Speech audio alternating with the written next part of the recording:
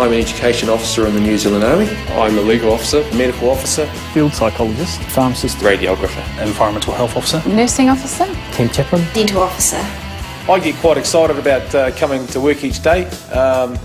Every day's a different day. The troops have got different problems. The Army has a requirement for a wide range of specialist officers to fulfil roles for which they cannot train the professions themselves. Ben, can you hear me? Ben? I used to be a teacher, as a matter of fact, and then I decided I wanted to have a go at medicine. So I went off to medical school. Halfway through my studies, I signed up with the New Zealand Army, and they offered the opportunity for me to carry on with my studies while they paid my fees. So it meant by the time I graduate, I'd have a very small student loan, which appealed to me. My wife is a teacher and she is very busy as a teacher. Not to say that teaching in an army environment is not demanding, but you do have a lot more time to prepare for classes. I like the fact that dentistry in the Army is actually quite an ideal environment for practicing dentistry.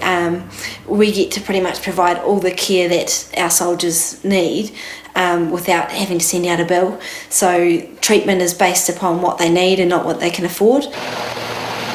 I've been to Rarotonga where we went and set up a 2-chair dental surgery. I went with the Provincial Reconstruction Team as the Regimental Nursing Officer to Bamiyan. I was there for 6 months providing care as part of the healthcare team. That was definitely a real highlight to be able to help people a lot less fortunate than us. We do get to go on what we call force extraction teams. So they go over to areas such as Afghanistan, East Timor and the Solomons to debrief our soldiers once they've finished their deployments.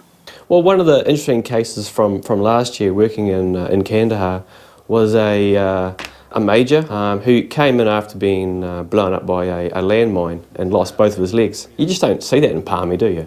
Teaching in Timor, for example, I did that last year.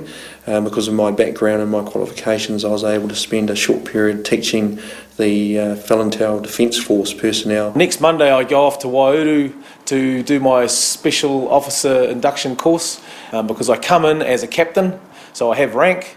However, I still need to sort of upskill myself with how to be a soldier, basically. They call it a knife, fork and spoon course. So it's your welcome to the Army, here's how we do things. You learn basic soldering skills, which was a real eye-opener to me. I didn't really know what New Zealand soldiers do. That would involve fieldcraft, battlecraft, leadership. In your leadership, it'll be about making decisions under a little bit of pressure. Apart from being a dentist, I'm also expected to have leadership and management skills. Leadership for a legal officer is the ability to provide legal advice to commanders, regardless of whether it's popular or not, and make sure you give the best advice that you're able to give. We get to specialise in an area that we find interesting. So for me at the moment that's sports psychology, and I'm learning about how we can get people to perform at their best in the sports arena. One of the biggest things that I've enjoyed so far is the physical training side of things. I knock off work 3 times a week at 3 o'clock to do physical training, and I'm still getting paid for it. I'm a bit of an outdoors guy by nature. I like adventure, I like having a lot of fun, and I like being challenged.